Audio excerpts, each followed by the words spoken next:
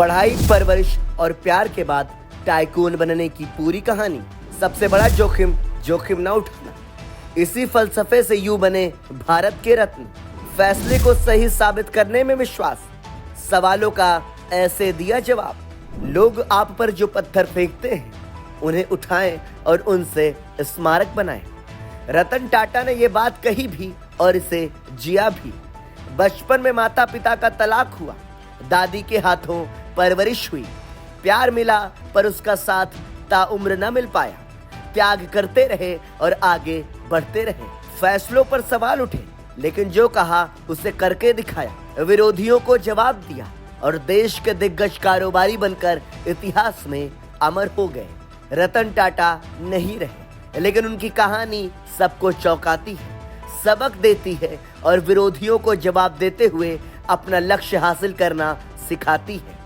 तो आइए जानते हैं जीवन के हर मौके पर उन्होंने कैसे खुद को साबित किया था और टाइकून बनकर देश दुनिया में छा गए थे। माता पिता का तलाक, रतन टाटा की पढ़ाई, परवरिश और प्यार।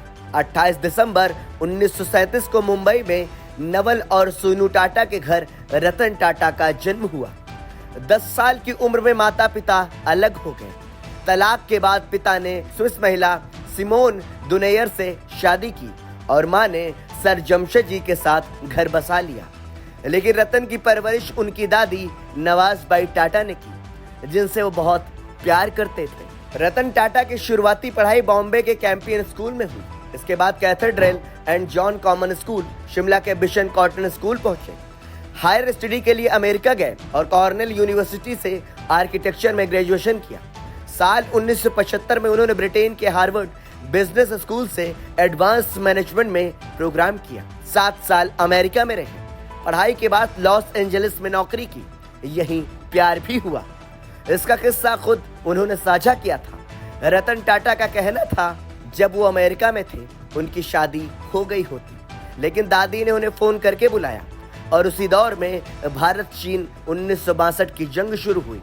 मैं भारत में रह गया और उसकी वहां शादी हो गई। सबसे बड़ा जोखिम, जोखिम ना उठाना। इसी फलसफे से यूं बने भारत के रत्न। भारत लौटने के बाद 1962 में जमशेदपुर में टाटा स्टील में बतौर असिस्टेंट काम करना शुरू किया। अप्रेंटिस के बाद उन्हें प्रोजेक्ट मैनेजर बना दिया गया। अपने काम करने के तरीके से वो बुलंदियां छूने लगे और मैनेजिंग डायरेक्टर SK नानावटी के विशेष सहायक बन गए। उनकी सोच और काम करने के अंदाज ने उनका नाम मुंबई तक पहुंचा दिया और JRD टाटा ने उन्हें मुंबई बुला लिया। उनका कहना था कि एक ही चीज दुनिया में इंसान को नाकाम बना सकती है और वो है जोखिम न उठाने की आदत। रतन टाटा का कहना था सबसे बड़ा जोखिम, जोखिम को न उठाना। मुंबई पहुंचने के बाद रतन टाटा को JRD टाटा ने कमजोर कंपनियां यानी सेंट्रल इंडिया मिल और नेल्को को वापस जिंदा करने की जिम्मेदारी सौंपी। जैसे उम्मीद थी वो कर दिखाया। 3 साल के अंदर वो कंपनियां प्रॉफिट कमाने लगी और साल 1981 में रतन को टाटा इंडस्ट्रीज का प्रमुख बना दिया गया। वहीं JRD जब 75 साल के हुए तो चर्चा शुरू हुई कि उनका उत्तराधिकारी कौन होगा। लिस्ट में कई नाम थे। खुद रतन टाटा को भी लगता था कि उत्तराधिकारी की कुर्सी में 2 ही दावेदार हैं, पालखीवाला और रूसी मोदी। लेकिन JRD टाटा की नजर रतन टाटा पर थी। 86 साल की उम्र में उन्होंने अध्यक्ष पद से इस्तीफा दिया तो 1991 में रतन टाटा को उत्तराधिकारी घोषित कर दिया। फैसले को सही साबित करने में विश्वास, सवालों का ऐसे दिया जवाब।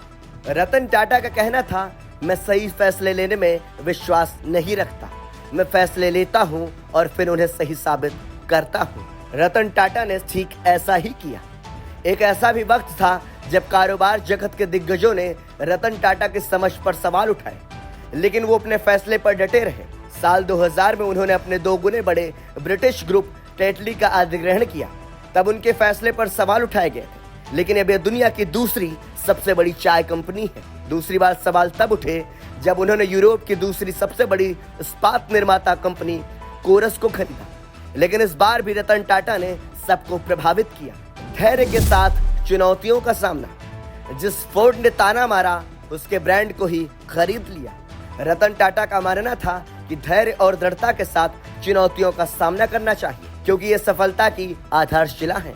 उन्होंने इसका उदाहरण भी पेश किया। नैनो से पहले उन्होंने 1998 में टाटा मोटर्स के इंडिका को भारतीय बाजार में उतारा। यह भारत में डिजाइन हुई पहली कार थी। इसे सफलता नहीं मिली तो फोर्ड मोटर कंपनी को बेचने का फैसला लिया गया। बातचीत के दौरान फोर्ड ने रतन टाटा पर ताना मारा कि अगर वो उनकी इंडिका खरीदते हैं तो भारतीय कंपनी पर बहुत बड़ा एहसान करेगी। इस बात से रतन टाटा और पूरी टीम नाराज हो गई। डील कैंसिल कर दी गई। 7 साल बाद हालात बदले। फोर्ड अपने बुरे दौर में पहुंची। उन्होंने जैगुआर और लैंड रोवर बेचने का फैसला किया। तब रतन टाटा ने 2.3 अरब अमेरिकी डॉलर में इन दोनों ब्रांड का अधिग्रहण किया। हालांकि इस अधिग्रहण पर कारोबार क्षेत्र के विश्लेषकों ने सवाल उठाए और कहा कि यह डील टाटा ग्रुप के लिए बोझ साबित होगी। लेकिन टाटा ग्रुप की टाटा कंसल्टेंसी सर्विस का इस समूह की तरक्की में विशेष योगदान रहा, इसलिए कंपनी को पिछड़ने नहीं दिया। तमाम चुनौतियों, विवाद और उपलब्धियों के बीच टाटा समूह उन कारोबारी ग्रुप में शामिल रहा जिन पर भारतीयों का विश्वास कभी डगमगाया नहीं। फिर चाहे कोविड के दौर में 1500 करोड़ रुपए की राशि से की गई मदद हो या फिर मरीजों के लिए अपने लग्जरी होटल का इस्तेमाल करने देना हो। और चलते चलते विवाद पर एक नजर। सफलता की राह में रतन टाटा का सामना विवादों से भी हुआ। साल 2010 में विवाद तब पैदा हुआ जब लॉबिस्ट नीरा राडिया और उनकी टेलीफोनिक बातचीत लीक हुई।